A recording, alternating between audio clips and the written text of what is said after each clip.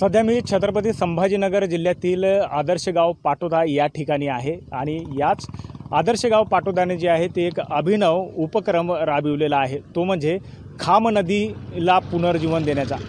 तत्कालीन जिल्हाधिकारी आहेत आस्तिक कुमार पांडे यांनी अलीकडेच आपण पाहतोय की शहरामधील खाम नदीचा कायापलट केला। त्याच धर्तीवर जे आहेत ते आदर्श गाव पाटोदा या ग्रामपंचायतीने सुद्धा आता खाम नदीचा पुनर्विकास आणि पुनर्जीवन देण्यासाठी जे आहे ते एक महत्त्वपूर्ण मोहीम आता राबविण्याला सुरुवात केलेली आहे। माझ्या पाठीमागे तुम्ही पाहू शकता, हेच खाम नदीचे पात्र जे आहे ते मोठ्या प्रमाणात प्रदूषित झालेलं आपल्याला पाहायला मिळते। ठिकठिकाणी पानगवत वाढलेले आहेत आणि या पाण्याचा उपयोग जे आहे ते प्रदूषित झाल्यामुळे जे आहे ते कुठल्याही पद्धतीने पिण्यासाठी केला जात नाही। त्यामुळे याच पाण्याचा जे आहे ते उपयोग हे जे आहे ते जल म्हणून करण्यात यावा किंवा या पाण्याचा उपयोग शेती सिंचनासाठी करण्यात यावा म्हणून जे आहे ते आता सरकारसुद्धा जे आहे त्या नदीला पुनर्जीवन देण्याचा प्रयत्न करत आहे। आणि त्याच धर्तीवर जे आहे ते आदर्श गाव पाटोदा तसेच ग्रामपंचायत आणि इकोसत्व फाउंडेशन या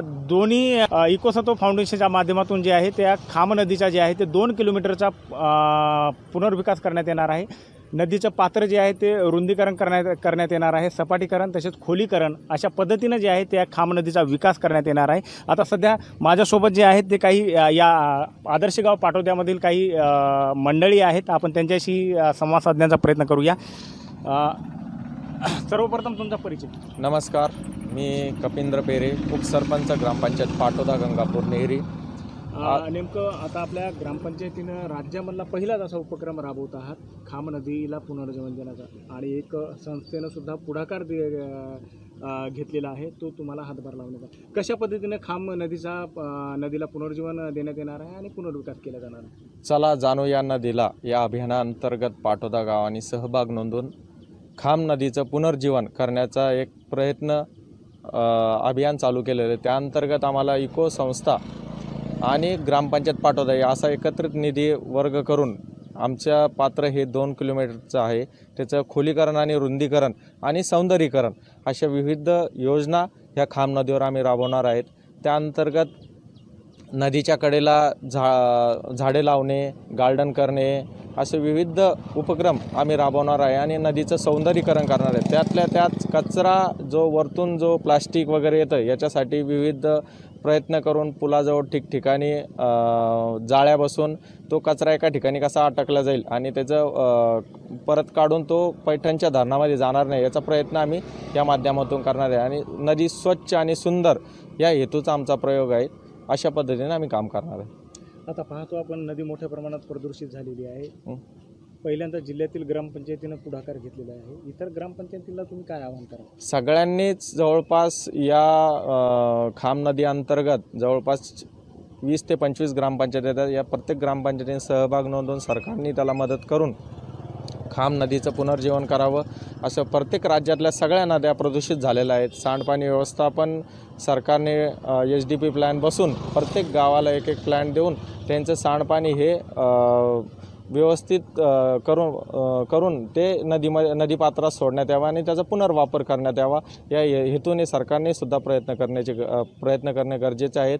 तसे गावकऱ्यांनी आणि ग्रामपंचायतनी आणि इतर संस्थांनी प्रत्येक नदीला खोलीकरण आणि रुंदीकरण करणं गरजेचं आहे, कारण नदीपात्रामध्ये अतिक्रमण वाढलेलं आहे। ते अतिक्रमण काढून पूर परिस्थिती ज्यावेळेस निर्माण होते त्यावेळेस आर्थिक नुकसानही लोकांच्या होतात। मग अशा वेळेस जिल्हाधिकारी असेल यांनी प्रत्येक नदीची हद्दसीमा आखून त्या अंतर्गत नदीचं खोलीकरण आणि रुंदीकरण केलं पाहिजे, तेव्हा नदी ही पुनर्जीवित होऊ शकते।